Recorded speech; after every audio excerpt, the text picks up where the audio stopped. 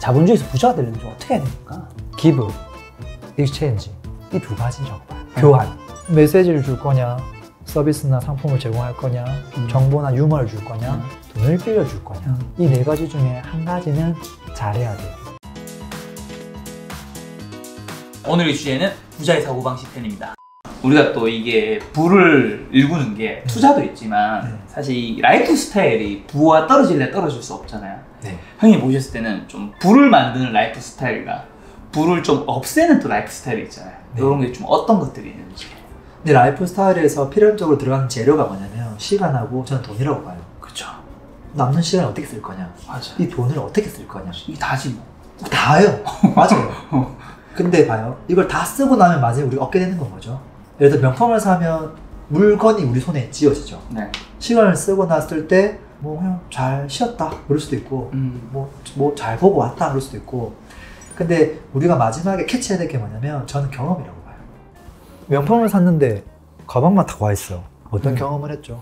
경험적인 소비는 아니죠. 그 다음에 뭐 해외 직구 해봤다 뭐 그 정도 새로운 경험을 해볼 수는 있겠죠. 그게 다거든요. 네. 경험을 사기 위해서 시간을 쓰는 것, 경험을 사기 위해서 돈을 쓰는 것을 아까워하지 않는 삶. 저는 그게 생산자로 가는 삶이라고 보고 그것들이 반복되었을 때 그게 좋은 라이프 스타일의 습관이 된다고 생각을 하고 그것들이 결국은 우리에게 뭔가 부로 가는 그게 시발점이 된다고 봐요. 아니, 단순한 뭔가 소비가 아니라 나한테 뭔가 축적되는 게 있는 거. 근데 보통은 경험을 안 하고 뭘 얻으려고 해요. 예를 들어서 토익 점수를 900점 받고 싶은데 경험을 안 하고 바로 900점을 받는 방법 후기만 찾아보고 있는 거예요. 자전거를 잘 타는 방법 매뉴얼만 10장 보고 있는 거랑 거의 비슷한 거죠. 그렇죠.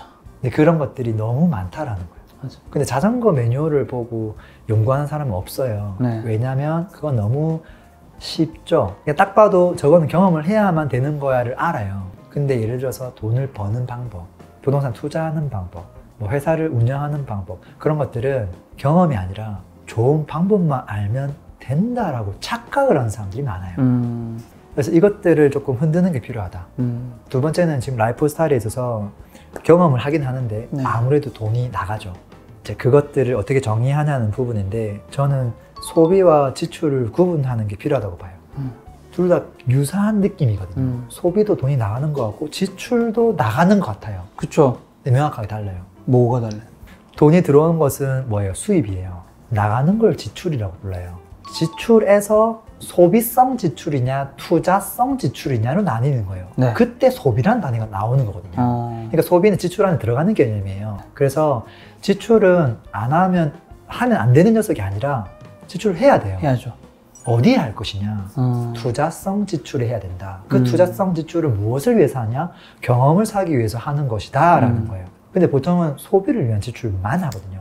그리고 아예 지출 자체를 안 하려고 해서 투자성 지출을 또 안 해요. 그러면 절대 인풋이 바뀔 수가 없는 거거든요. 그러면 그게 라이프 스타일의 이 메커니즘이라고 저는 생각을 해요. 맞아, 올바른 소비를 해야 되는 거군요. 그렇죠. 나를 위한 소비. 상품이나 이런 게 아니라. 뭐 예를 들어서 뭐 유튜브 촬영을 하는데 카메라 하나 샀다.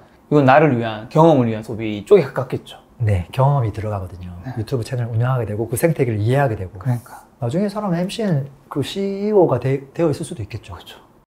자식분한테 네. 좋은 학력을 얻기 위한 그런 교육을 하지 않는다고 하셨잖아요. 네. 사실 이제 예전에는 공부를 잘하는 게, 그다음에 좋은 학력을 얻는 게 약간 블루오션의 영역이었잖아요. 근데 이제는 그것으로 인해서 좋은 직장에 들어가서 돈을 버는 거는 어느 정도 안정된 삶을 살 수는 있지만 부자는 될 수 없다라는 생각을 해요.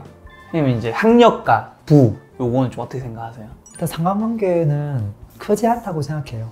물론 확률이 조금 높아지긴 하죠. 그쵸, 높아지긴 하죠. 똑똑한 사람이 일단 일도 잘하거든요. 그치. 그리고 습관도 의자에 오랫동안 앉아있는 습관이 배어 있다는 거기도 하고 성실도도 측정되기도 하고요. 그렇지만 큰 부를 얻기 위해서는 그것보다 중요한 건 좋은 질문을 던지는 것. 그리고 궁극적으로 본인이 모든 통제력을 가져가는 것. 근데 여기서 우리가 얻고자 하는 게 뭐냐면 큰 부잖아요. 저는 사실 세상의 부가 돈의 크기가 정해져 있다고 봐요. 어떤 의미? 그러니까 파이가 딱 있다는 소리예요. 이 파이를 나눠먹기를 하는 건데 이 파이의 크기가 뭐냐? 사람들이 일을 하잖아요. 일하고 오면 남는 시간이 몇 시간 안 될 거예요. 퇴근해서 밥 먹는 시간 빼고 자는 시간 빼고 그쵸. 우리가 개인적으로 쓸 수 있는 시간이 한 3, 4시간 돼요. 3시간에 4시간? 그 3, 4시간 곱하기 전 세계 인구수. 그랬을 때 개인당 시간당 단가가 다 다르죠. 저의 1시간의 가치와 또 누군가의 1시간 다 다르잖아요. 다르죠. 그거를 각각 다르게 측정한 다음에 총액을 더하면 저는 그게 전 세계에 존재하는 돈의 크기라고 봐요. 그랬을 때 그 시간을 누가 얼만큼 가져올 수 있는가, 거기에 따라 부는 결정된다고 보거든요. 이제 그랬을 때 우리는 과연 하루에 3시간, 4시간을 어디다 쓰고 있느냐. 다른 사람의 시간을 소비하게끔 하는 거를 만들어서 제공하고 있느냐, 아니면 정작 소비만 하고 있느냐. 이제 그랬을 때 과연 학벌이라고 하는 거, 학교에서 해주는 공부가 다른 사람들이 정말 의미 있게 그 시간을 쓸 수 있게끔 제공하는 거에서 도대체 어떤 걸 가르쳐 줄까 라고 보면 사실 가르쳐 주는 커리큘럼이 하나도 없거든요. 그러니까 상황관계가 저는 전혀 없다고 봐요. 저는 너무 공감하는 게, 제가 유튜브를 시작했잖아요. 네. 시작한 이유가 뭐냐면, 저는 세상에서 제일 비싼 가치는 사람으로 쳤을 때 시간이라 생각하거든요. 네. 왜냐하면 부자가 되는 사람은 결국 시간을, 남의 시간을 사서 부자가 되는 게 보통 이제 사업가들, 어떻게 보면. 내가 혼자 다 일할 수 없지만, 남의 시간들을 다 사가지고 반도체를 만든다는, 배를 만들 수 빠르게 움직이는 거죠. 그러니까요. 제가 유튜브를 시작한 이유도, 지금 세계에서 가장 많은 시간이 들어가고 있는 플랫폼 중에 하나가 유튜브란 말이죠. 돈을 제일 많이 벌고 있죠. 네. 그러면 사람들이 가장 많은 시간이 몰리고 있다는 것은, 여기에서는 굉장히 많은 부가 일어나고 있다는 거고, 굉장히 많은 기업체들이 광고를 하고 있다는 거잖아요. 맞아요. 그래서 나는 내가 유튜브 채널을 잘 만들어서 이 사람들의 시간을 내 채널에 들어오게 하면 이게 나의 부와 또 뭔가 연관이 될 수 있겠다 싶어서 사실 유튜브를 좀 더 열심히 한 부분이 있기도 하거든. 네. 그래서 김 작가님 유튜브 채널의 전체 그 시청 시간? 네. 저는 그게 부의 크기라고 봐요. 근데 그런 게 너무 팩트고 진실이거든요. 그런 이야기 없이 단순하게 미적분만 잘해라, 이거 가지고는 할 수 있는 게 없지 않나 싶어요. 맞습니다. 현재 우리가 살고 있는 세상은 자본주의잖아요. 자본주의에서 부자가 되려면 좀 어떻게 해야 됩니까? 사실 뭐 지금까지 이야기했던 거에 반복인 것 같아요. 반복. 자본주의에서 가장 핵심이 되는 키워드는 저는 give, exchange, 이 두 가지라고 봐요. 교환. 우리는 태어날 때 우리 몸뚱아리만 딱 가지고 태어났어요. 우리가 뭘 줄 수 있고 뭘 교환할 수 있죠. 일단은 재밌으면 미소만 지어도 돼. 예쁘면 눈빛만 줘도 돼. 그래도 돈을 많이 벌어. 가끔씩은 연기를 해도 괜찮고요. 콩트를 날리면 더 좋을 것 같고요. 그쵸. 액션까지 가능하면 베스트죠. 그게 안 되면 다른 사람이 필요한 물건을 제공할 수밖에 없을 거예요. 한땀 한땀 만드는 거죠. 가방을 만드는 거죠. TV를 만들기도 하고요. 그러니까 결국은 내가 가지고 있는 재능을 직접적으로 제공할 거냐, 아니면 다른 대체제를 바꿔서 제공할 거냐, 이 메커니즘이 되면 결국은 제가 앞에서 얘기했던 이 사부명이 또 나와요. 메시지를 줄 거냐, 서비스나 상품을 제공할 거냐, 정보나 유머를 줄 거냐, 돈을 빌려줄 거냐, 이 네 가지를 무조건 해야 된다는 거고, 이 네 가지 중에 한 가지는 기본적으로 잘해야 돼요. 근데 그것들에 대한 특성이 좀 다르거든요. 재미있는 정보를 만드는 사람 같은 경우는 재미만 있거나 정보의 가치만 있으면 돼요. 그쵸. 다른 건 신경 쓸 필요가 없어요. 없죠. 근데 보통은 유튜브 만들면서 내가 좀 돋보였으면 좋겠는데 갑자기 뭐 혼자서 먹방 브이로그 찍었다가 인터뷰했다가 이렇게 하면 그 채널 잘 안 되거든요. 맞아. 이게 뭐냐면 이도 저도 아닌 경계선에 걸쳐있기 때문에 그런 거예요. 그래서 그것들을 명확하게 한쪽 영역으로 가는 게 중요하다. 상품이나 서비스를 만드는 사람들은 CEO가 꼭 유튜브 채널을 만들어야 될 필요는 없죠. 그렇죠. 결국 그 상품이나 서비스가 브랜딩 되면 되거든요. 대표라는 존재는 안 알려줘도 돼요. 그러니까 내가 빛이 나는 대상이 완전 달라지는 거예요. 정보가 빛이 날 거냐, 내가 빛이 날 거냐, 내가 만든 가상의 어떤 것들이 빛이 날 거냐, 이제 그 포인트를 정확하게 찾아야 되는 거예요. 빛의 화가 렘브란트가 요걸 잘하거든요. 어디서 이게 빛나게 할 거냐. 빛의 화가가 그런 걸 잘해요. 보통은 남들은 색깔 다 칠하고 마지막에 흰 색깔 더 칠하는데 그 친구는 흰색만 제외해놓고 나머지를 색깔을 칠해서 걔가 제일 하얗게 보이게 만들거든요. 이 네 가지를 타겟팅을 하고 그 중에 내가 먼저 어디다 깃발을 꽂을 거냐, 그것들을 잘 정하는 것, 난 그것이 필요하다고 봐요. 어떻게 보면 사사분면이 뭐가 있는지 정확하게 알고 내가 어느 쪽에 재능과 역량이 있는지를 좀 잘 판단하는 것도 되게 중요하겠네요. 맞아요. 왜냐면 이게 내가 이쪽에 가고 싶다 해서 갈 수 있는 문제는 아니잖아. 네. 그러기도 하고 그것을 쫓는 게 돈을 쫓으면 돈이 잘 안 따라올 거예요. 왜냐하면 정보를 만드는 사람은 정말 가치 있는 정보를 만들어야지라고 생각해야지 돈을 벌어야지 하는 순간 이게 안 맞아요. 그러니까 내가 쫓는 대상이 절대 돈이 되면 안 되고요. 어떤 가치여야 될 거예요. 가치. 그러니까 가치를 제공하는 사람이 되자. 어떤 가치를 제공할 거냐 거기에 따라 좀 네 가지로 나뉜다는 거죠. 그러면 돈은 자연스럽게 따라오는 거 아닐까? 지금 사실 많은 사람들이 대부분 직장인이잖아요. 월급으로 부자가 되는 거는 네. 불가능한가요? 부자에 대한 기준이 다르긴 하지만 매우 어려운 것 같아요. 물론 이제 제가 상담했던 분들 중에서는 뭐 회사에서도 고위직에 있어서 연봉 자체가 굉장히 높고 또 그 두 분이 또 맞벌이를 하는데 두 분 다 엄청나게 높고 그 회사에서 거의 뭐 수장급이고 돈도 많이 벌었고 재테크도 좀 소소하게 해서 적정한 부를 이루고 있는 분들도 있어요. 네. 근데 이제 그 분들은 진짜 몇 프로 안 된다는 거거든요. 그렇죠. 월급쟁인 분들이 어떻게 하면 조금 더 빨리 부자가 될 수 있을까? 그런 질문을 주신 거죠. 네. 직장인 분들이 사실 뭐 시작하자마자 바로 부자가 될 수가 없잖아요. 그렇죠, 없죠. 그 전전 단계가 있다고 보거든요. 네. 그 시작점은 많은 사람들은 뭘 자꾸 채우려고 해요. 근데 정말 이야기해보잖아요. 이번 주 주말에 뭐 하세요? 이번 한 달 스케줄이 어떻게 되죠? 하면 다들 스케줄 꽉 차 있어, 거의. 주말에는 친구들이랑 만나서 뭐 어디 가야 되고요. 취미생활 해야 되고요. 뭐 해야 되고요. 그다음 지금은 또 야근 또 스케줄이 있고 뭐 있고요. 그러면 새로운 걸 언제 하냐는 거죠. 그래서 저는 항상 얘기하기로 비우는 게 먼저다. 어떤 걸 시작할 때. 맞아요. 철저하게 비우는 게 필요하다라고 생각을 해요. 맞아요. 철저하게 비우면 어떻게 되냐면 왜 이렇게 할 게 없지? 회사 끝났는데 아무것도 안 하는 거예요. 아무도 안 만나고 아무것도 안 하고 취미생활 아무것도 안 하고 그럼 시간이 나요. 그쵸. 그러면 그제서야 저는 채울 수 있다고 보거든요. 네. 그것들이 선행되는 게 필요하다. 그리고 두 번째로 할 거는 뭐냐면 처음에 얘기했던 돈보다 시간의 가치가 더 소중하다는 것들을 네. 조금 마음을 되새김질하는 것들이 필요하다고 봐요. 저는 이거 너무 공감하는 게 제 주변에 사실 자기 삶이 지금이 만족스러운 사람도 있지만 네네. 지금이 만족 안스러운 사람들도 있잖아. 많죠. 바꾸고 싶은 사람들이 많잖아요. 맞아요. 더 나아지고 싶으니까, 더 성장하고 싶으니까. 그런데 이미 형님이 말씀하신 것들, 내가 하고 있는 것들이 너무 많아. 맞아요. 너무 많아. 뭐 하여튼 운동 쪽에 뭐도 하고 있고 다른 쪽에 뭐도 하고 있어. 그래서 제가 늘 하는 말은 지금 그런 것들 하고 있으면 네 삶이 1년, 2년 뒤에 1년, 2년 전에 했을 거잖아요. 삶이 바뀌었냐? 안 바뀌었잖아. 맞아요. 그러면 너는 지금 이 중에서 너무 많은 것들을 하고 있다.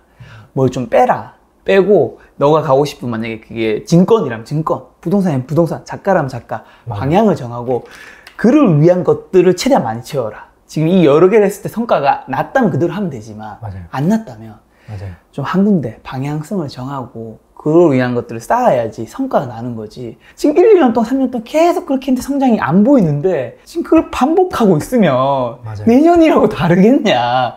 근데 더 무서운 게 뭔지 알아요? 이렇게 말하잖아요. 근데 그대로 똑같이 하고 있어. 그래서 제가 더 이상 그 말을 하지를 않아요. 못하죠. 나도 말하는데 에너지가 들어가는데 나도 힘든 거야. 그러고 나서 너무 잔소리 같기도 하고 진심 어린 충고를 했지만 또 얘기하기는 힘들거든요. 또 맞아. 싸울 수도 있고. 맞아.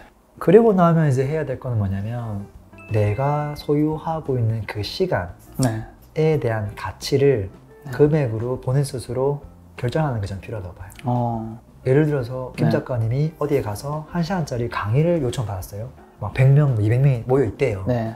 강의를 얼마를 제한해야 되는 거예요. 그것을 본인 스스로 결정을 안 하려고 하는 사람들이 많아요. 결정하는 것 자체를 부담스러워하는 사람들이 많고. 근데 그게 이제 뭐냐면 저는 항상 그렇지만 저라는 사람을 현재 기준으로 저를 바라보질 않아요. 미래의 기준으로 저를 바라봐요. 이 사람은 10년 뒤에 스티브 잡스보다 더 유명한 사람이 될 텐데 지금 스티브 잡스가 1시간짜리 강연을 하면 얼마를 받아야 될까? 물론 그 상태가 안 됐기 때문에 그걸 이제 비용을 이제 감안해서 책정해야 될 텐데 보통은 어떤 일을 하잖아요. 좋아하는 일을 하는데 터무니없는 가격으로 그걸 행하는 사람이 있어요. 누굴 위해서 1:1 코칭을 한대요. 시간당 뭐 2만 원을 받는데 근데 이 사람 직업을 봤더니 교사야. 그거 하는 것보다 그냥 선생님 하는 게 훨씬 더 시간당 단가가 높은데 너 그거 왜 그렇게 하고 있니? 금액을 올리면 너무 상업적이고 금액을 올리면 내가 너무 이상한 사람으로 비춰질 것 같아서 그냥 이 정도만 했어요. 사실 금액을 어떻게 될지 모르겠어요. 이렇게 얘기하는 사람이 절대 다수예요. 맞아. 근데 그게 이미 프리랜서들도 그러한데 그것들을 시작하지 않은 사람들은 더 심해요. 그러다 보니까 시간에 대한 단가가 안 나오기 때문에 지금 내가 허비하고 있는 시간이 얼마짜리인지를 모르는 거예요. 그래서 저는 시간을 꼭 돈 베이스로 바라보는 것들, 이런 것들이 좀 필요하지 않나 생각해요. 그런 것들이 직장 다니면서 속하는 스타트업에 속하는 게 대부분 뭐 열정페이 같은 것들 있잖아요. 그러니까 되게 낮은 월급을 받으면서 회사 생활에 내 열정을 받는다고 해서 그 열정페이를 하잖아요. 프리랜서로 하면 사실 자기의 가치를 자기가 정말 잘 측정해야 되는 건데 자기의 가치를 정말 낮춰서 높이면 사람들이 나를 안 불러주지 않을까. 그렇죠. 이게 사실 되는 순간 저는 악순환이라 생각하거든요. 맞아요. 내 가치를 내가 정하고 만약에 내가 그 가치에 맞는 것들 영향이 없다면 내가 내 가치를 높일 수 있는 무언가를 해야 되는 거지. 그것도 맞죠. 그러니까 그게 훨씬 이게 참 힘든 것 같아. 근데 이제 그게 결국은 직장인으로 돌아가면 회사에서 받는 그 가치, 시간당 단가가 본인이 기대하는 수치하고 같냐는 거죠. 다르거든요. 근데 그걸 다르다고 인지하는 사람이 있고 인지 안 하는 사람이 있는 것 같아요. 그렇죠. 만족하는 사람이 있고 만족하지 않는 사람이 있고. 그러니까 그것들을 먼저 마음가짐을 가져야지만 부자로 진입할 수 있는 스텝 1이 되지 않나 싶은 거죠. 아, 이거 너무 공감 가는 게 저도 이 시간에 대한 내 가치를 너무 중요시 여기는데 요즘 최저시급이 한 8에서 9천 원 정도 맞아요. 가까이 되잖아요. 대기업 다니면 이 시급이 굉장히 높아질 거라 생각을 하는데 그래요. 실제로 어느 정도 되냐면 2만 원 중후반대예요. 맞아요. 신입사원 기준에서. 그 가치가 엄청 많이 뭐 세배가 높다고 하면 높을 수도 있지만 제가 생각했을 때는 그렇게 많이 높아지는 게 아니에요. 맞아요. 저는 이걸 딱 깨달으니까 이게 직장 생활에 답이 없을 수도 있다 라는 생각이 들더라고요. 그래서 보통 이제 20대 때 친구들끼리 만나면 와, 너 입사 축하한다. 야, 너 연봉 얼마야? 맨날 물어보잖아요. 너 얼마인데? 넌 얼마인데? 이렇게 한단 말이에요. 연봉 가지고. 그러다가 그 사람이 이제 자기 사업을 하거나 또는 프리랜서가 되거나 그러면은 너 한 시간 그거 하고 시간당 얼마 받았어? 시간당 단가로 이야기를 하기 시작해요. 그렇죠. 그러다가 조금 더 사업가의 길을 가면 나는 초 단위로 입금이 들어오네. 물건이 팔리면서 이게 얼마큼 빠르게 회전되느냐. 그렇죠. 그것들을 이제 또 생각하거든요. 맞아요. 그것들을 사업 승수라고 부르기도 하고. 그래서 결국은 그 시간에 얼마큼 많은 돈들이 빨리 교환되느냐. 그것들이 너무나 중요하다는 거죠. 지금 시간에 좀 더 민감한 게 그리고 시간을 사실은 초월할 수 있는 서비스 제품이어야 되거든요. 그렇죠. 이제 그렇게 놓고 보면 시간은 무궁무진해요. 정비라는 개념이 절대 아닌 거예요. 한 명 보지 않고 채널을 100명, 1000명 봐주면 그것만큼 비례해서 봐주는 거 똑같은 시간이지만 내가 만든 시간보다. 그렇죠.